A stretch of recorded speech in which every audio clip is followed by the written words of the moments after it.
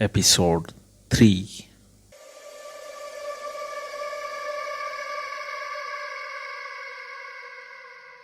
ماں ایک بات پوچھوں، بتاؤ گی؟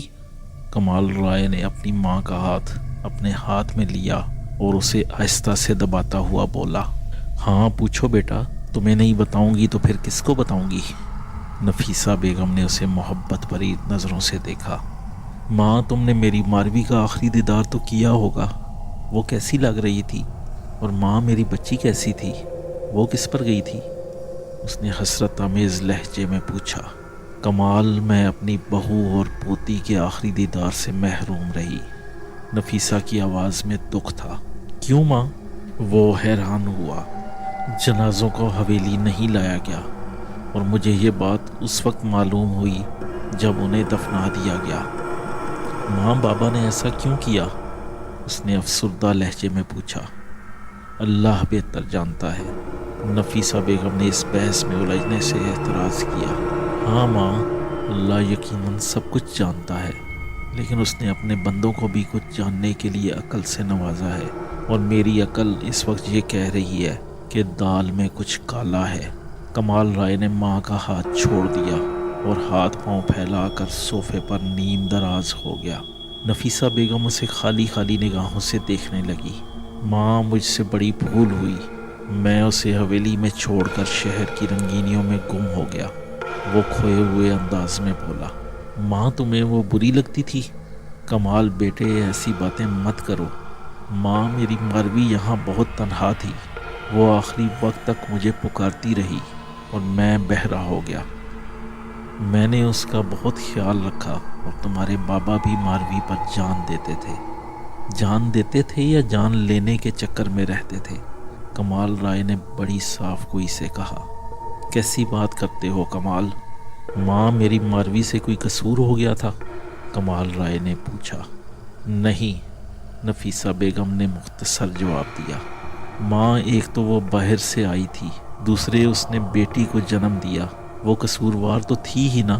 وہ قصوروار تھی یا نہیں، یہ سوال تو اس وقت کھڑا ہوتا جب وہ زندہ سلامت حویلی میں آ جاتی۔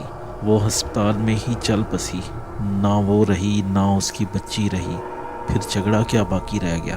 نفیسہ بیگم نے کمال رائے کا ذہن صاف کرنے کے لیے دلیل دی۔ دلیل میں خاصا وزن تھا۔ ماں، جو بات بابا جانتے ہیں وہ تم نہیں جانتی، اور جو تم جانتی ہو وہ میں نہیں جانتا، اور جو میں جانتا ہوں وہ کوئی نہیں جانتا۔ فکر مت کرو ماں، وہ وقت زیادہ دور نہیں جب سب کو سب معلوم ہو جائے گا، اور وہ دن اس حویلی کے مکینوں کے لیے خوشگوار نہ ہوگا۔ کمال رائے نے اپنی ماں کو دیکھتے ہوئے کہا۔ اس کے لہجے میں کوئی ایسی بات تھی کہ نفیسہ بیگم کا دل اچانک لرز اٹھا۔ وہ گھبرا کر بولی، دیکھ بیٹا، کوئی غلط قدم اٹھانے سے پہلے 100 بار سوچنا، ہو سکے تو مجھ سے مشورہ کر لینا۔ اچھا ماں۔ اس کے لبوں پر پھیکی سی مسکراہٹ آ گئی، پھر وہ ایک جھٹکے سے اٹھا اور کمرے سے باہر نکل گیا۔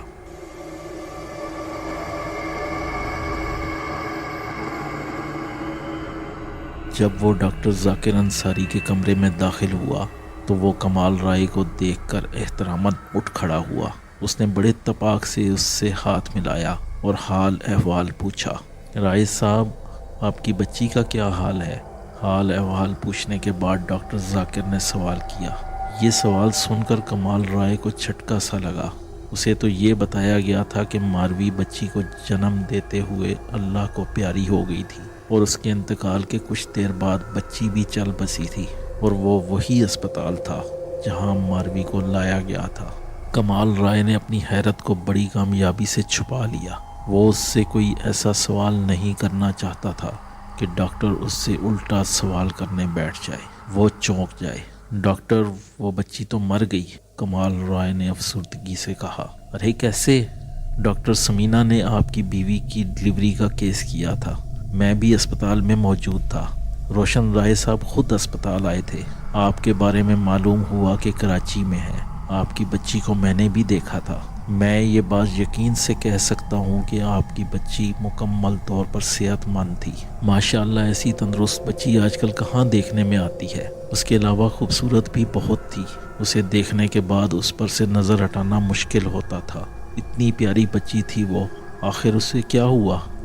मेरे ख्याल में उसे नज़र लग गई। कमाल राय ने उसकी बातों से जवाब निकाला। ओह, बहुत अफसोस हुआ। आपकी बेगम का क्या हाल है? ये एक और परेशान कुन सवाल था। उनकी तबीयत भी ठीक नहीं है, कुछ टेम्परेचर और कमज़ोरी वगैरह हो गई है। मैं उन्हें कराची ले जा रहा हूँ। मैं आपके शहर कुछ काम से आया था, सोचा आपसे भी मिलता चलूँ। राय साहब, आपकी बड़ी मेहरबानी। अगर आप फरमाएं तो मैं किसी लेडी डॉक्टर को साथ कर दूँ? नहीं डॉक्टर, इसकी ज़रूरत नहीं। बस आप बुखार वगैरह की दवा लिख दीजिए, मैं लेता हुआ निकल जाऊँगा। कमाल राय ने बड़े इत्मीनान से कहा। आज की रात गुजर जाए, फिर कल सुबह तो मैं कराची चला ही जाऊँगा। ठीक है राय साहब, मैं आपको दवाएं लिख देता हूँ। इंशाल्लाह इसी नुस्खे से सुबह तक पली चंगी हो जाएंगी, डॉक्टर इंसारी ने बहुत पुरुम्मीद होकर कहा। फिर डॉक्टर ने चंद दवाएं लिखकर नुस्खा उसके हाथ में दे दिया और कमरे के दरवाजे तक उसे छोड़ने आया। इन्हीं बड़े लोगों की वजह से अस्पताल चल रहा था। इनकी पजीराई बहुत ज़रूरी थी।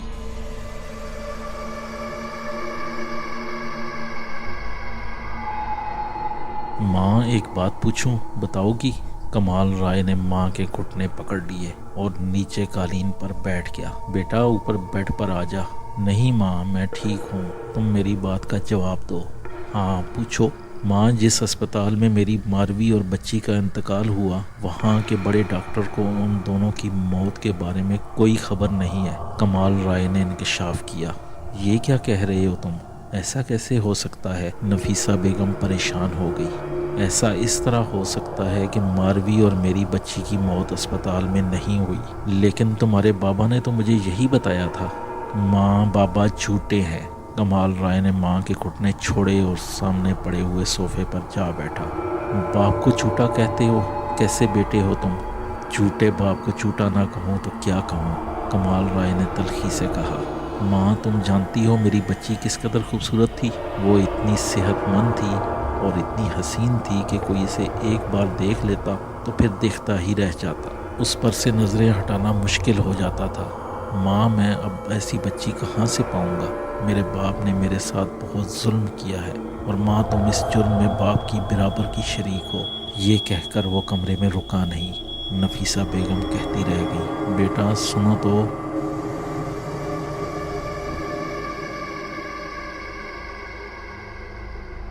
कमाल राय हवेली के पिछली तरफ बने बाग में चहलकदमी कर रहा था। वो टहल रहा था और सोच रहा था, सोच रहा था और टहल रहा था। उसकी समझ में नहीं आ रहा था कि ये सब क्या है, कैसे हुआ है।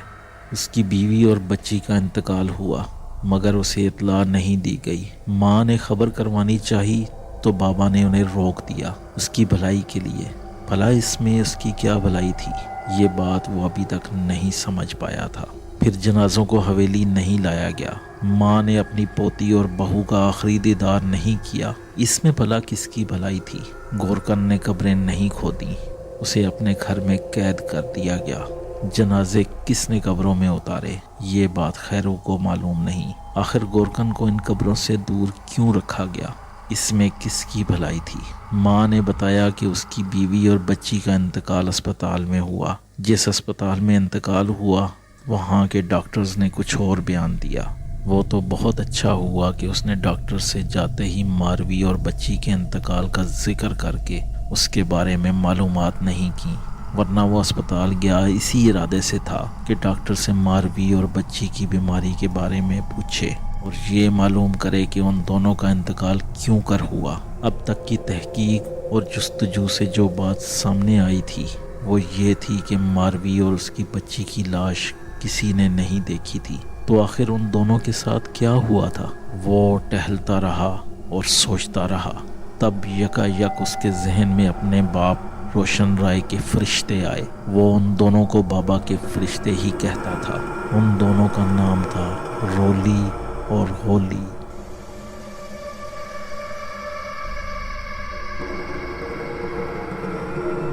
वो दोनों जुड़वा भाई थे। उन दोनों की शक्लों में मुशाबिहत थी, लेकिन बहुत ज़्यादा नहीं थी। एक की बड़ी मूंछें थीं तो दूसरे की मूंछें सफ़ा चट थीं। एक ने लंबे लंबे बाल रखे हुए थे तो दूसरे ने अपने सर को फारिगुल बाल रखा था। दोनों कद के बराबर थे, जसामत भी एक जैसी थी, ناٹے اور موٹے، دیکھنے میں دونوں رف اینڈ ٹف تھے۔ یہ وہ لوگ تھے جو بابا کے اٹھنے سے لے کر بیڈ پر جانے تک ساتھ رہتے تھے۔ بابا کے ساتھ جہاں کوئی اور نہیں جا سکتا تھا وہاں وہ دونوں یا ان میں سے کوئی ایک ضرور ہوتا تھا۔ یہ دونوں بابا کے خاص آدمی تھے، اتنے خاص کہ جو بات بابا بھی اپنے بارے میں نہیں جانتے تھے وہ یہ جانتے تھے۔ یہی وجہ تھی کہ کمال رائے ان دونوں کو بابا کے فرشتے کہتا تھا۔ ان دونوں کے ہاتھ میں روشن رائے کا اعمال نامہ جو تھا، ابھی تک اس نے ان دونوں میں سے کسی کو ہاتھ نہیں لگایا تھا، چھوا نہیں تھا۔ ویسے ان دونوں میں سے کسی کو ہاتھ لگانا، چھونا اتنا آسان بھی نہ تھا۔ ان پر ہاتھ ڈالتے ہی بابا کو خبر ہو جاتی، اور یہ خبر اس کے لیے نقصان دہ بھی ہو سکتی تھی۔ اسے اپنے باپ کے مزاج کا اچھی طرح پتہ تھا۔ وہ ایک پتھر دل شخص تھا، صفاکی اس میں کوٹ کوٹ کر بھری تھی۔ اپنے کام میں مداخلت یا کسی قسم کی رکاوٹ وہ کسی قیمت پر برداشت نہیں کرتا تھا۔ اگرچہ وہ ان کی اکلوتی اولاد تھا، لیکن اپنی انا کے پیچھے کسی اکلوتی تو دور وہ اولاد ماننے سے بھی انکار کر سکتا تھا۔ ایسی صورت میں ان دونوں کو زیر تفتیش لانا خطرے سے خالی نہ تھا۔ اب اس مسئلے کا ایک ہی حل اس کے پاس رہ جاتا تھا۔ اس حل پر عمل کرنے کے لیے وہ اس کے مختلف پہلوؤں پر غور کرنے لگا۔ وہ ٹہلتا رہا اور سوچتا رہا، بالآخر کسی نتیجے پر پہنچ گیا۔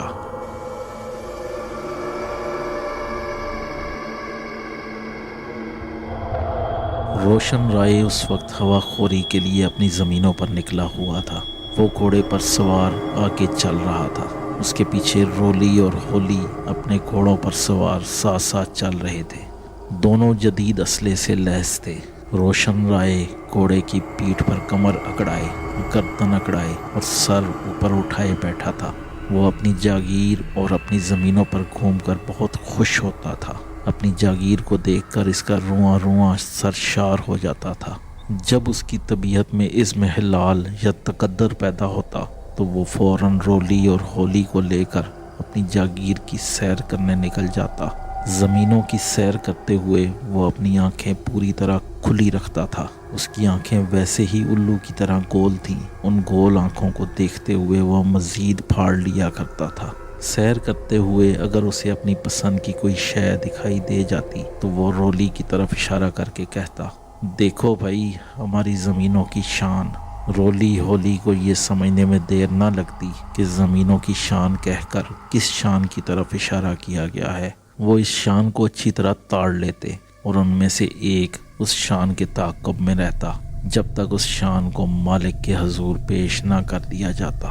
ہوا خوری روشن رائے کا محبوب مشغلہ تھا۔ اس مشغلے کے دوران زمینوں کی شان ہی نہیں اور بھی فیصلے سنا دیے جاتے تھے، اور رولی ہولی ان احکامات پر اس طرح عمل کرتے جیسے وہ انسان نہ ہوں، روبوٹ ہوں، جذبات سے عاری۔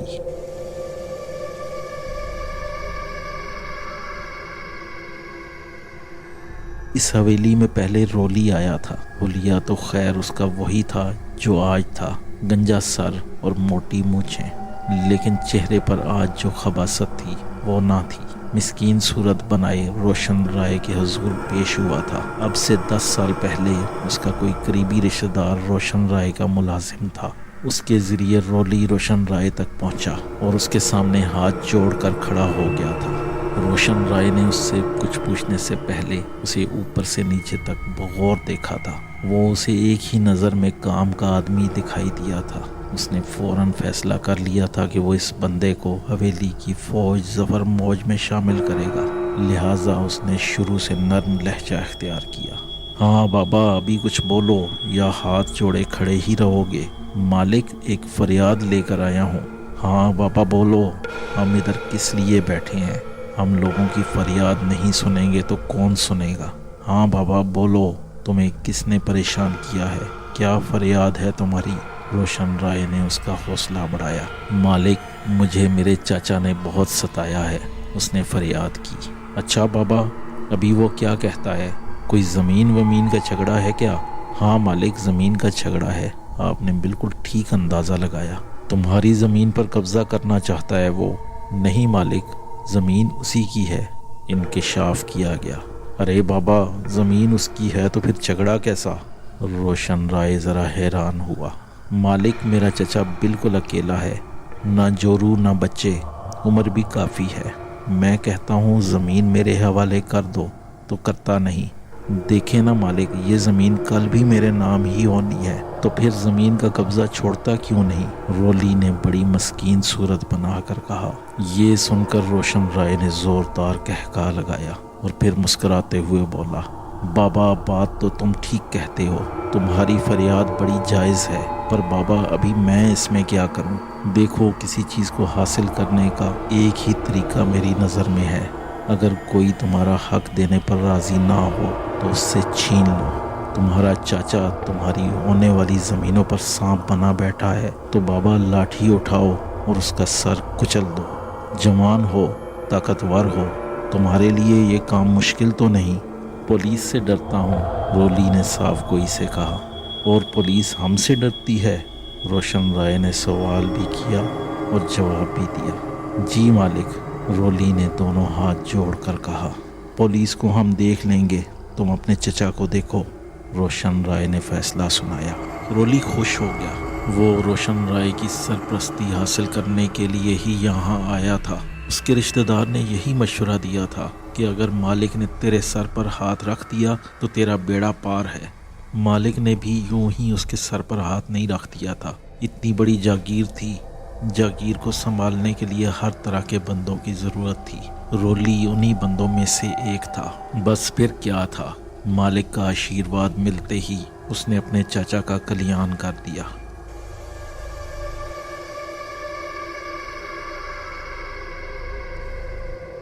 اپنے چاچا کو قتل کر کے جب وہ فرار ہو کر پناہ کی تلاش میں حویلی کی طرف آ رہا تھا کہ راستے میں اسے پولیس نے دھر لیا، ساتھ ہی آلہ قتل بھی اس سے برآمد کر لیا۔ تھانے دار کو روشن رائے نے یہی حکم جاری کیا تھا۔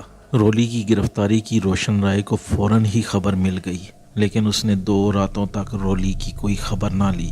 وہ تھانے کے لاک اپ میں بند مالک کی طرف سے کسی مدد کا انتظار کرتا رہا۔ 2 راتیں گزرنے پر اس کے چھکے چھوٹ گئے۔ وہ اپنے چاچا کے قتل کے الزام میں آلہ قتل کے ساتھ پکڑا گیا تھا۔ اسے اب پھانسی کے پھندے سے کوئی نہیں بچا سکتا تھا۔ جب نا امیدی اپنے حدوں کو چھونے لگی تو روشن رائے کا چہرہ چمکا۔ اس نے تھانے دار سے دکھاوے کا مکمکا کیا اور رولی پر یہ ظاہر کر کے کہ اس نے 25,000 روپے بطور نذرانہ ادا کر کے اسے چھڑایا ہے، اسے ہمیشہ کے لیے اپنے دام الفت میں جکڑ لیا۔ رولی روشن رائے کے لیے ایک بہت کام کا آدمی ثابت ہوا۔ آہستہ آہستہ وہ روشن رائے کا خاص آدمی بن گیا۔ 1 سال گزرنے کے بعد رولی نے اپنے جڑواں بھائی ہولی کا ذکر کیا۔ وہ اس وقت کراچی میں تھا اور وہاں ہر طرح کی وارداتوں میں ملوث تھا۔ وہ کراچی سے فرار ہو کر گاؤں پہنچا تو رولی نے اسے روشن رائے کے سامنے پیش کرنے کا ارادہ کر لیا۔ جب روشن رائے نے ہولی کے بارے میں سنا تو وہ اسے کام کا آدمی معلوم ہوا۔ اس نے فوراً رولی سے کہا، ہاں بابا لاؤ اسے، ابھی ہم دیکھیں کراچی میں واردات کرنے والے کو۔ ہولی کو ایک نظر دیکھتے ہی روشن رائے نے اسے اپنے ساتھ رکھنے کا ارادہ کر لیا۔ اس طرح جلد ہی دونوں بھائی روشن رائے کے اعتماد کے بندے بن گئے۔ ایک طویل عرصے سے وہ دونوں روشن رائے کے پاس تھے۔ وہ دونوں سائے کی طرح اس کے ساتھ رہتے تھے، اسی لیے کمال رائے انہیں بابا کے فرشتے کہتا تھا، ایسے فرشتے جن کے بیان پر بابا پکڑے جا سکتے تھے۔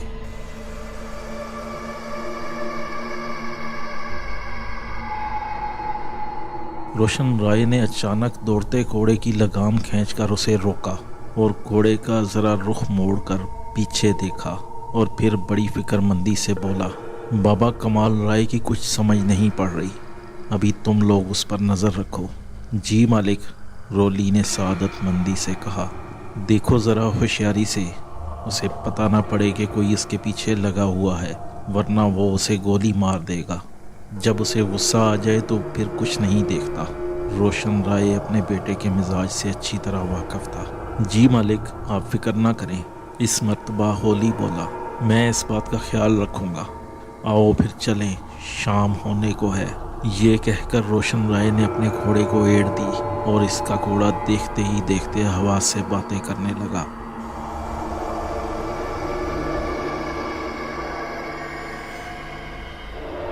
کمال رائے نے خیرو کو کام پر لگا دیا تھا۔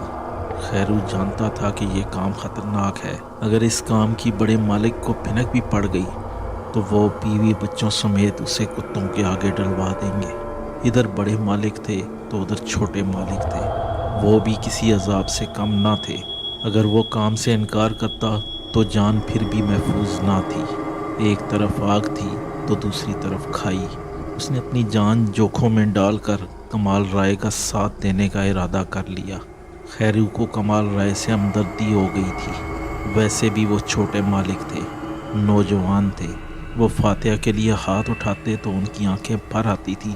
ان قبروں میں کیا راز تھا؟ اسے ان سے دور کیوں رکھا گیا تھا؟ اس تجسس نے بھی اسے اس کام پر مجبور کر دیا تھا۔ اس نے 8-10 فٹ کے فاصلے سے ایک محفوظ جگہ سے سرنگ کھودنا شروع کی تھی۔ وہاں جھاڑیاں بہت تھیں، ایک نظر دیکھنے میں کوئی یہ اندازہ نہیں لگا سکتا تھا کہ یہاں سے سرنگ کھودی جا رہی ہے۔ ویسے بھی کسی کا ذہن اس طرف نہیں جا سکتا تھا۔ اگر قبر کو پختہ نہ کرا دیا گیا ہوتا تو سرنگ کھودنے کی ضرورت نہ پڑتی۔ خیرو راتوں رات قبر کھود کر دوبارہ اس کو جوں کا توں بند کر دیتا۔ اب پختہ قبر کو توڑا نہیں جا سکتا تھا، اگر توڑا جاتا تو چند گھنٹوں میں اس کی تعمیر ممکن نہ تھی۔ اگر کسی طرح قبر کو پختہ کر بھی دیا جاتا تو راز کھلنے کا خطرہ تھا۔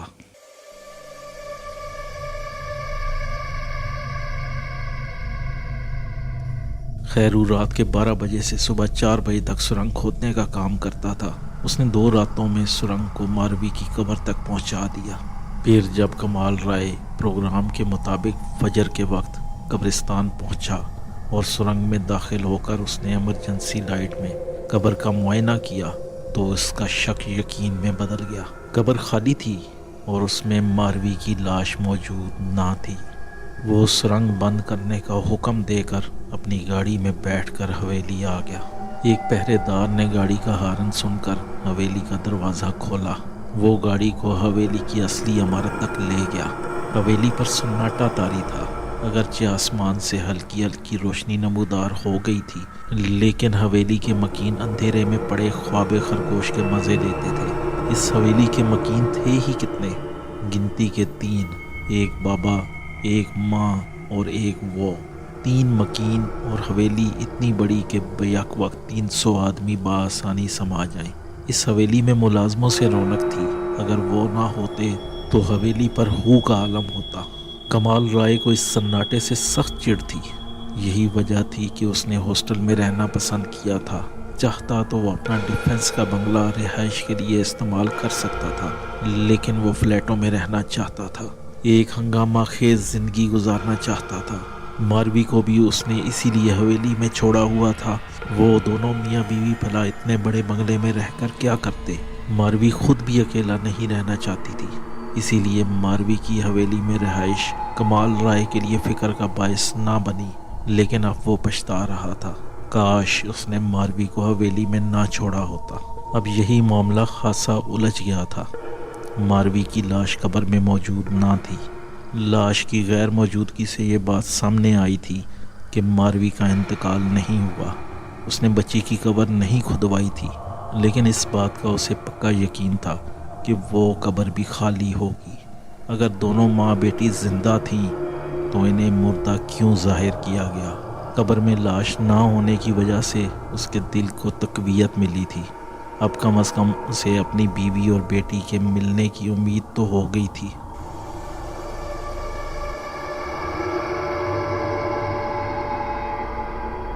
کمال رائے کو حویلی آئے 5-6 دن ہو گئے تھے۔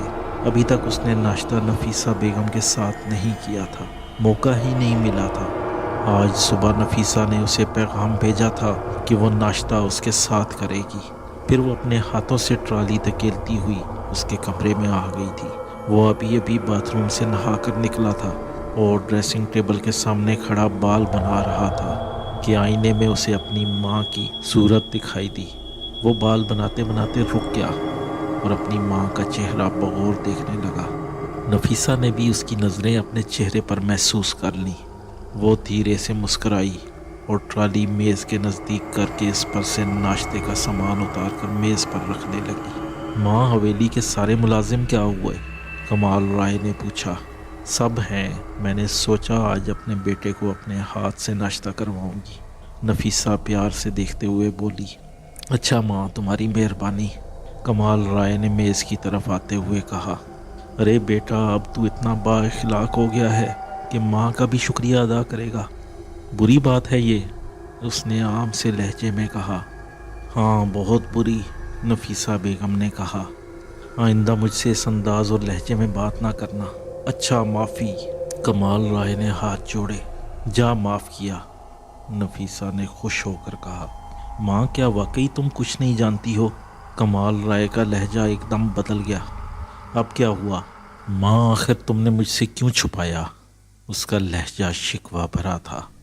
بیٹا میں نے تم سے کچھ نہیں چھپایا۔ نفیسہ بیگم کا دل فکر میں ڈوب گیا۔ میرا یقین کرو۔ کس کا یقین کروں اور کس کا یقین نہ کروں، مجھے سمجھ نہیں آتا۔ کمال رائے کے لہجے میں کسی حد تک سختی آ گئی۔ ماں مجھے اب یقین ہو گیا ہے کہ ماروی اور میری بیٹی زندہ ہیں۔ ماروی زندہ ہے؟ سچ؟ نفیسہ بیگم کے چہرے پر خوشی آ گئی۔ پتہ نہیں یہ خوشی سچی تھی یا جھوٹی۔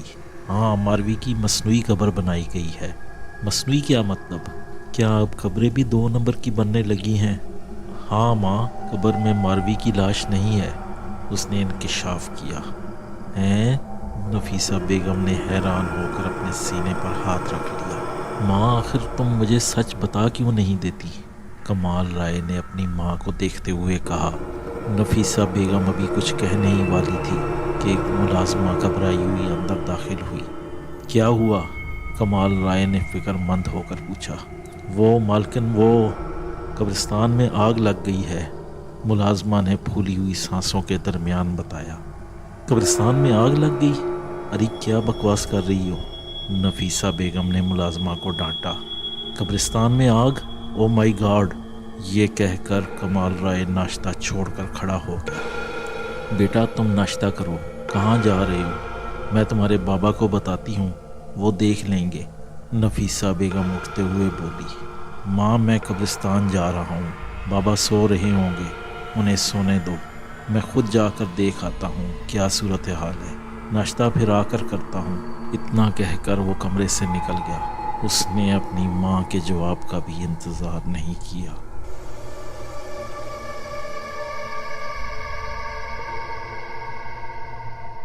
کمال رائے کی گاڑی حویلی کے دروازے پر موجود تھی۔ گاڑی سٹارٹ کر کے اس نے حویلی کے 2 ملازموں کو اپنے ساتھ لیا اور قبرستان پہنچ گیا۔ قبرستان میں اس نے جو کچھ دیکھا وہ اس کے لیے انتہائی تکلیف دہ تھا۔ خیرو کا کچا گھر پوری طرح شعلوں کی لپیٹ میں تھا۔ اس کے علاوہ ماروی اور بچی کی جیلی قبروں سے بھی شعلے اٹھ رہے تھے۔ یہ بڑا اندوناک منظر تھا۔ اس نے اپنی زندگی میں کبھی قبرستان میں آتش زدگی کا نہیں سنا تھا۔ کوئی خدا بن گیا تھا۔ اس نے قبرستان کو جہنم رسید کر دیا تھا۔